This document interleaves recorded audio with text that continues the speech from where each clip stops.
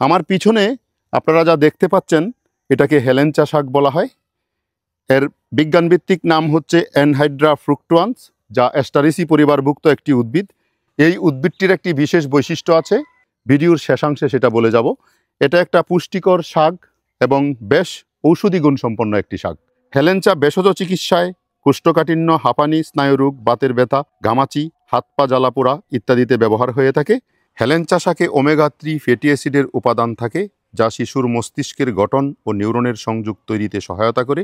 এটি স্মৃতিশক্তি বাড়াতে সহায়তা করে। এটা ত্বকের জন্য অত্যন্ত গুরুত্বপূর্ণ এবং ত্বকের লাবণ্যতা ফিরিয়ে আনতে খুবই কার্যকরী একটি শাক।